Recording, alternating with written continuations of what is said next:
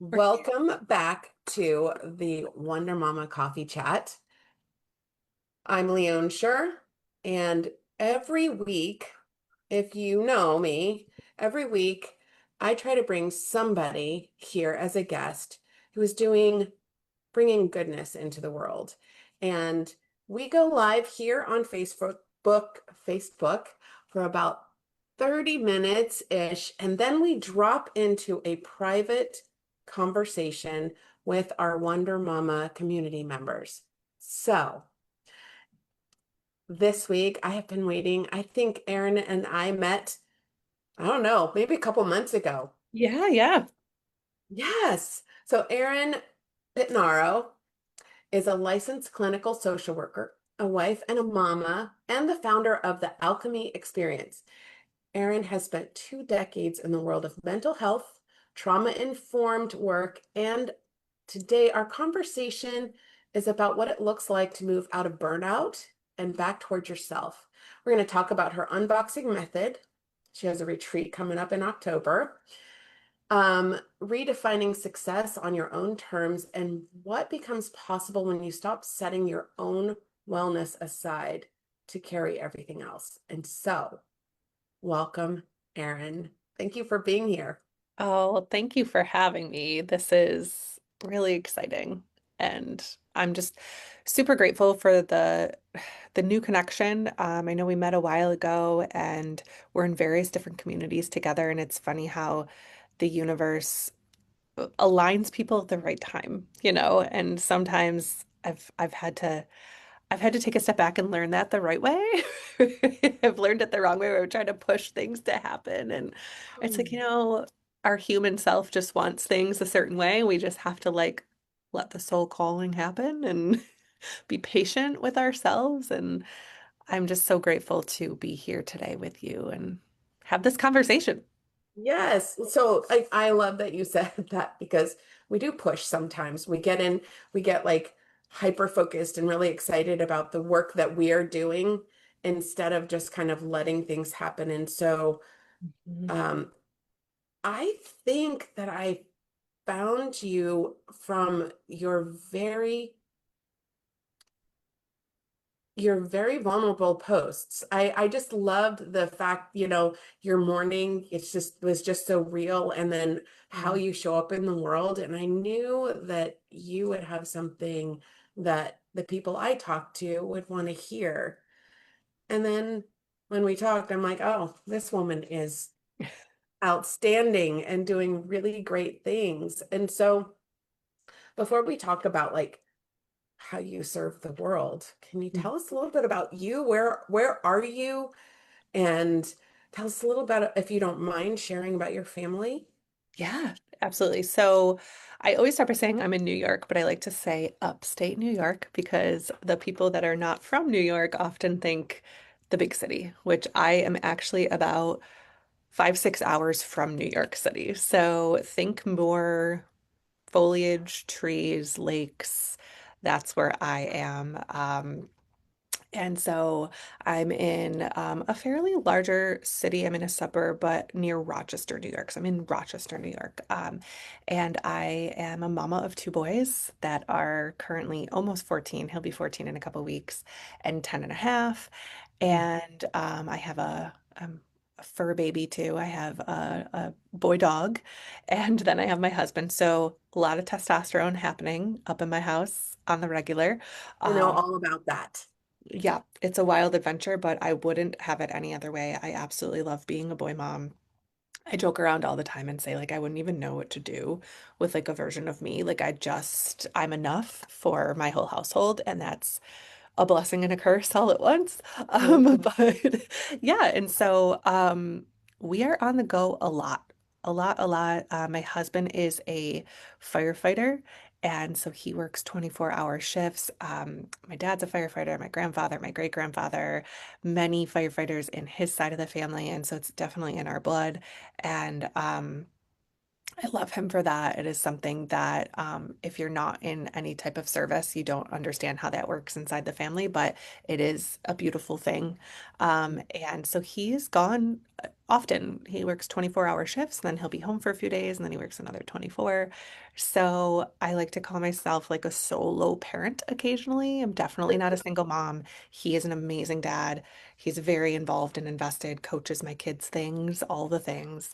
But also, it's an interesting dynamic, but I wouldn't have it any other way. I absolutely love what we've created, what we've built as a family. And it's great. My kids are um, very different. They're into many different things, sports and music, and my oldest is in a musical as we speak. He's at rehearsal for that, and my youngest is just a full-on bro through and through. Loves the sports. So I get a variety, and I love it. I love being a mama, and I love that I have gone through some pretty significant things. I don't want to say I love it. I should rephrase that. I am grateful that I've been through some significant things that have led me down the path to entrepreneurship and allowed me this to cultivate and create this beautiful life of being able to be a mom and still fulfill my passion and serve as a therapist and a transformational practitioner. So, um, yeah, that's a bit about me That's and who I that's a am. lot of things. Yes, you are definitely a Wonder Mama for sure. But thank you. Yeah, I mean, I just love it. I love it. So your husband's a firefighter, and I think, my family, I have um military Hmm. people family, but and for living with a firefighter, like it's dangerous, it's purposeful, it's important. I mean, especially, you know, we're all seeing fire, Yeah. out in the world. And so, first of all, um, I'm so grateful for him, of course, but also to for him to be successful, he does need that strong foundation of family at home. But you started to say you're grateful for what's happened that drove you to be an entrepreneur and the Mhm. work that you do. And so I would love for you to explain or share with us what made you decide to do the work that you do? Yeah. What brought Yeah. you here? So it's so interesting. There's been so many. I mean, we often see where people are at and we think it's this just linear straight line, right? Mhm. And it's like there have just been so many like detours, I like to call them, along the way that were all very purposeful when I look back. I will say my whole journey started, throughout college in accidentally until I realized, okay, thanks, universe. Kind of stumbling upon the career of social work, where I went in to my academics wanting to go into psychology. I loved the brain. I'm fascinated with human behavior and how we think. I love things like guilty pleasure is I love watching like Criminal Minds and things like that.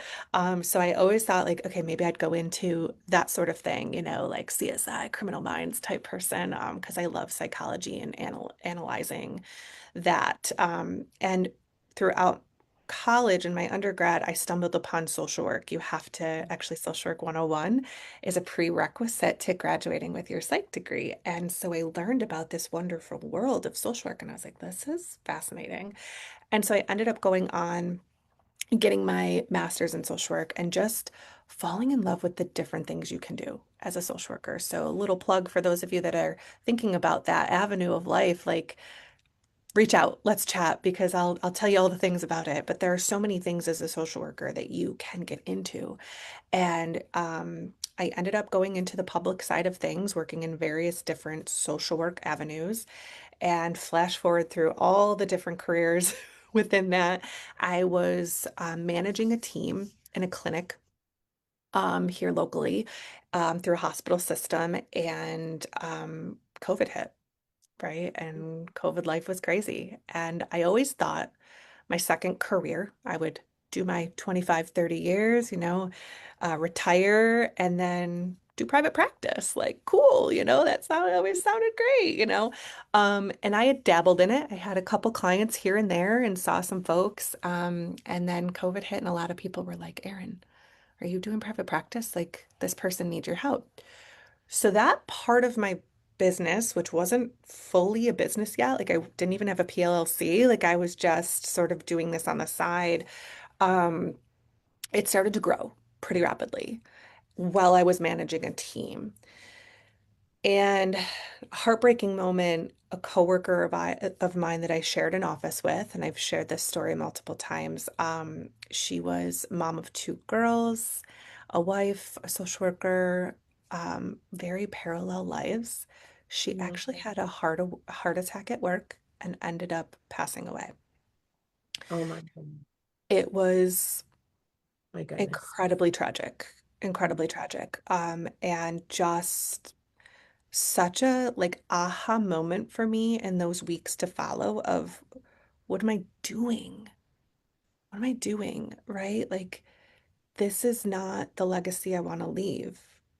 I love what I did. I love the people I worked with, but I knew there was a different way. It was a constant burnout, constant just grind. And I'm like, this is not how I want to live my life. This is not what I want my kids to experience. This mom that like has nothing left to give.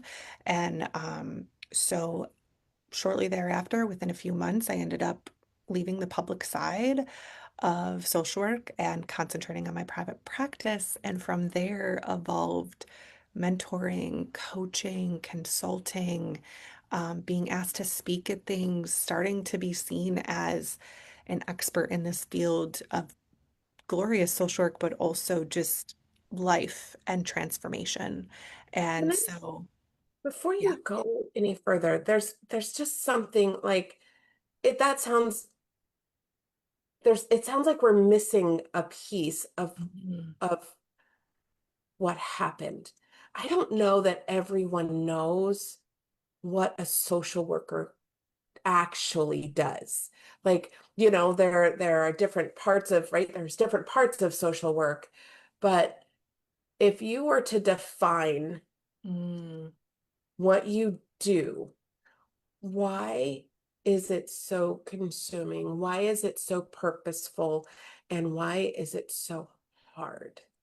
Oh, that's such a great question. I think that's so on point. Thank you for stopping me too, because I think that I forget, right, that like I'm speaking to people that are in various different roles and just life experience. And so social workers, so there is a whole world out there that as you become a social worker, you actually get a degree in this. So you take intensive courses and classes on trauma, trauma-informed care, how to sit with people and discuss their life and where they're at, not just in a therapeutic sense in as private practice and therapy, but also, I did various different things like working in a hospital setting, setting up discharges for people. Um, Part of the role that I was in was supervising a team that was going out into the community, working with folks that have serious mental illness to make sure that they didn't end up hospitalized with chronic conditions, both mental health and physical health. So it's one of the highest burnout roles because it's a helping and healing profession. We work really hard. I would speak for a lot of the social workers I know, um, really seeing the depths of the world and of society. I mean, going to homes where people are living in conditions that are just deplorable. Um, Working with people that are really struggling in so many ways. And so it's emotionally taxing. Mm. And so that self-care piece can be really hard to navigate when you're seeing and working with people that are I struggling. love that. I love that because the average person, like we've all touched, we've all experienced social work in the hospital setting is a perfect place, Yep. right? Um, is the discharge is there, but we have to wait for social work to make sure that we have a safe discharge happening. Like, are you going home? Are you going into a place? Do you need equipment? Do you need physical therapy? And the social worker does all of those things. Do you have your medications? You think it's just the hospital, but this is the person that actually holds the the safe discharge, Yeah. right? And there's so many pieces of putting that together. And it's does your insurance cover this place that we're trying to send you that has the best care for you? And what's this? It's all of those pieces. And um and that's just one part, right? And that, I mean, that's the medical side. And so for the average bear, um, we don't know that Right. what that actually looks like. And people are just tapping their foot. They don't know the pressure. And so, tying back to your coworker who you lost, Yeah. to the pressure that comes from a lot of different things, right? That pressure comes from pushing yourself too hard, long hours, probably not caring for yourself in any way, losing focus of your own priorities, and really holding carefully the well-being of somebody else. Yeah. And so I think, I've seen it myself, and it's incredible. So COVID hit, people still needed things, and this unfolded for you to actually step out into the private practice and build Yeah. something. And build Yeah. something. And, from that experience, it just sat with me that life is more than work, which I knew that consciously, but subconsciously that had become my identity. Mhm. And when I was working with a coach shortly after this, I had hired somebody to kind of help me navigate some of this stuff in building this. And she's like, Erin, you're building something bigger than social work. Shout out to Marley Ansell. And that has sat with me for a really long time. I mean, since then, right? Because I'm building something that's bigger than me, that's bigger than, you know, what I've ever encountered. And it will outlast me, right? And that is my goal, is to be able to hand over, what I've created in way of supporting other people's growth and transformation. And that is just, you can do that as a social worker for sure. Supporting people after they leave the hospital, making sure they have safe discharge and they have, passing the torch on to the next social worker outpatient. But there's something really powerful about being on the journey with somebody in their transformation consciously Yeah. and building something together. So, Yeah. So you're building a legacy. yeah, You're doing 100%. legacy work. I love that. Yeah. So we have people dropping in and out on our conversation. And I just want to invite anybody who is here with us. If you have any questions for Erin, please drop it in the comments. Let us know you're here, and we'll get her to answer if it's before we drop out of live. But before we do that, because I feel like we could talk about this for a long time. I have so many parts I want to talk about. Yes. But so now fast forward, you have, your unboxing method. I have a feeling it's longer than, a 10-minute discussion, but I would love to know if you could just give us a snippet of what you're doing and a little bit more about your October event. Is Yeah, it still open? Like what's going on? it is. So so in a nutshell, what I uncovered as I was mentoring primarily women and either building their business or shifting in their career or learning how to navigate the duality of life and career, right? That transformational piece. I realized what often for women specifically is that we box ourselves in. And that's what I was doing. I was boxing myself into, I'm a social worker. This is who I am. This is my identity. And over the last handful of years, I have uncovered other roles and rules and expectations that I really created for myself. Yes, some of it was people saying things and creating this false narrative for myself, but it was coming out of that, unboxing from that and being able to say, that is not who I am. Maybe it was never who I was, but this is not who I am anymore. And so unboxing from those rules and roles and expectations. And so from that created the Unboxed Method and through the Alchemy Experience, which is my company. And that whole process is 3 tiers. So I'll share that very quickly, but it is creating a vision, and really seeing that vision of who do I want to be? Who do I want to become? And then through a road mapping process that I use, we reverse engineer that and we roadmap that. And then we get to who we currently are. And then it's the tiny action steps, the roadmap on how to get there. So it's a 3-step process that we go through inside of my containers, in my private and the private one-on-one. And then I also have group. And then we have retreats, which I host 1 or 2 a year. Um, we have, I believe, 2 spots left at Okay. this retreat. It'll be in Canandaigua, New York, which is just a beautiful little nook of the universe. And yeah, it'll be October 16th through 18th. If you're interested in hearing more, please feel free to reach out. But this is where we spend a few days together talking about the wins, the successes, what we've done so far in our life and in this year, and then navigating the unboxing for ourselves and then preparing for what's next. So That sounds really beautiful.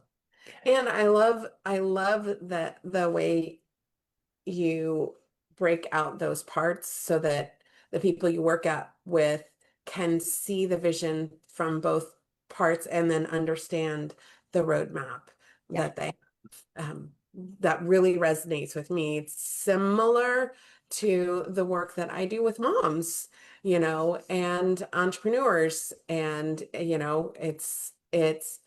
it really makes sense to have people understand where they are and where they wish to be. And then to have somebody who's willing to walk with them through the parts in the middle. You know, The messy that middle, those right? the middle, the messy middle. It's fantastic. And then so if you would drop the link for me to your event, and I'll make sure that it goes with the post, Yeah. so that anyone watching, if they're interested, they can jump on that. Yes.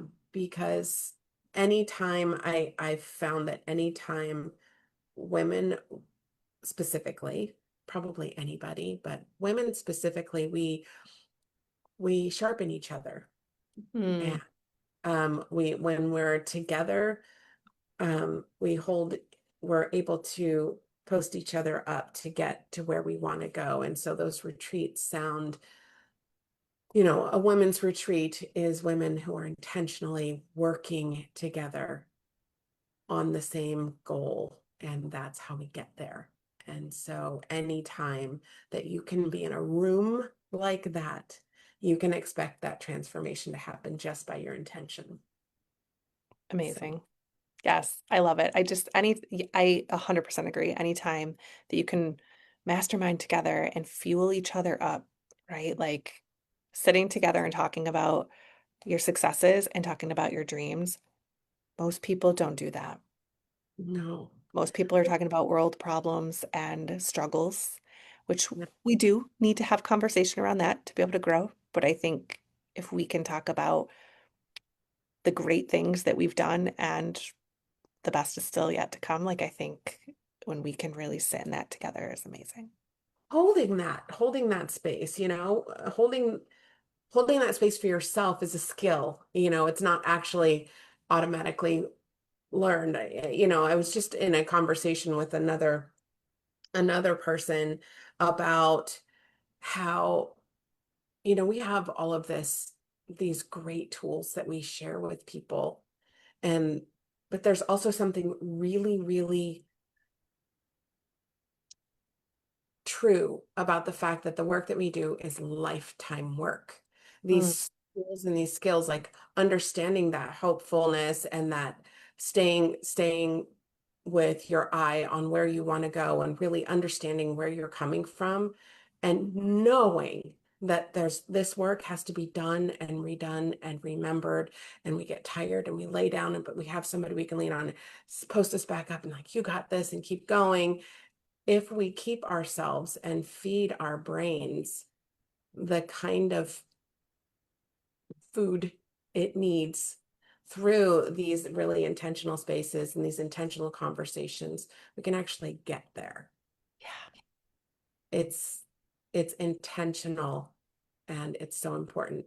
So, um, before we sign off, because if I start off on another thing, we're going to be here for another 30 minutes. And can Yeah, I you could believe talk to you all day about all of this manifestation and dreaming and goals. I could sit here all day and talk about it. Um, but I do want to talk about one quick thing before we sign off. And I was talking to somebody about the fact that, for me, I work really hard to make sure that everyone in my world understands that I have the capacity to hold space for their beginning, their messy middle, and their end, and that I can walk with them. One thing that a lot of people don't understand is that the reason I can do it is because I'm always in all those places myself. And a lot of times as practitioners, we talk about how we do it and we've walked it, but sometimes we don't talk about the fact that we're still in it Mm, forever. We're forever in it, forever. That these tools that we have to share and these tools that we give and help people grow and use are precious tools to have on board. And so I just really wanted to just kind of say that, there are days when I'm not so happy and I have to sit down and go and be in my own space. First tool, if I'm angry or upset about something, I have to go shut it down until I figure it out. Right. And then I'll ask myself, you're pretty mad. And I'll say, yeah, I'm pretty mad. Do you want to stay mad? Yeah, I think I want to be mad right now. And instantly the tools start going on. Okay, so you're pretty mad. How long is this going to last? And then the tools are there. But that moment of judgment or that moment of frustration or dysregulation that happens to everybody, and it's very human. It's very human. But yes. when we have people like you and me, and shout out to Marley, who? Marley Ansell has been one of my coaches. I could go on about all my coaches, but yes, she was one that definitely has been like, this is bigger than this, Erin. Like, come on. So she would, Foundational. It's the light bulb moment. It's wonderful. So to work with somebody, people like us out here, we're truly here to serve. And so that's why the Wonder Mama coffee chat happens, is because I want you all to see there are people out there like Erin doing the thing that you really need. If you're looking for support, I highly recommend that you check her out. I appreciate that. Yeah, Yeah. and I do want to echo that the messy middle, we're always in it. It just might look different than somebody else's messy middle, right?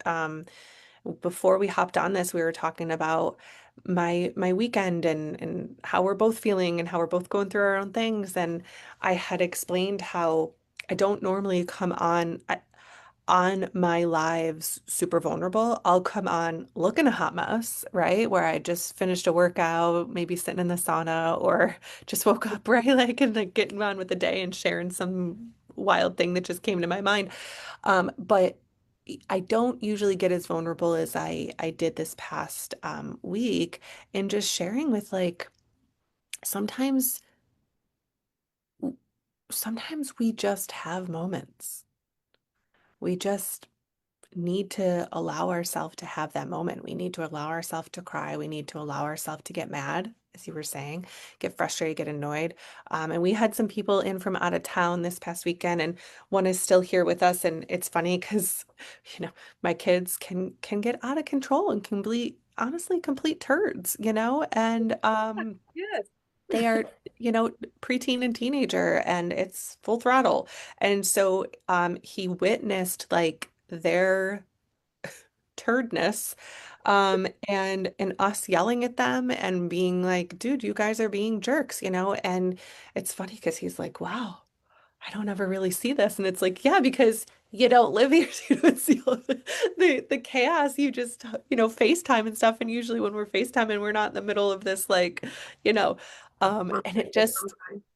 yeah, yeah, you got to see the messiness of me as a mom and as me, transitioning from my work, at home. I was working from home and transitioning from that to being a mom and like that all mingling and he got to see that and he's like, this is a different angle. And I'm like, yeah, you have some appreciation for a different side of us. You're And human. so yeah, the real me, and I try my best to portray that, to everybody that can see like I'm just a mom and a wife and a girl who wants to, sit by the pool, a girl that wants to dance it out, a girl that wants to just, be with her friends and sit on the couch and watch crap TV. I'm just a girl. And Yeah. I just so happen to also have this fire inside of me, um, to want to change the world the best I can. You Yes, know, let's change the world. yeah. So, for those of you Girl. that are Yeah, like, I'm just here existing, but also I want to live and I want to travel and I want to change the footprint. I want to leave my footprint behind. Like, we can do both. we can. We can be both. We can be all those things Yes. Yes. because we sharpen each other. Thank you. Thank you so, so much. Thank you. I hope that all of you enjoyed this. I enjoyed talking to you. I want you to come back. Um, And maybe you'll come back. That would be really nice. This was actually episode 30 of the Wonder Mama Coffee Chat. We're just getting started. Um, Next week, I gotta tell you before I go, hold on. We have next week, August 5th, we have Cheyenne Severson, and she is an incredible financial practitioner. And she talks about how to manage your money from actually where you are, not where Mhm. you wish you want to be. And she does it with this beautiful plan that she has set out for to help people truly create their own financial fitness and health. So definitely join me next week for Cheyenne. And today, Erin, thank you so much for being here. And for now, we're going to drop into the private conversation with the Wonder Mama community. If you're not part of it and you wish to come in, the door is always open. And for now, have a wonderful week. Thank you for being with us. Bye, everybody. Thank you.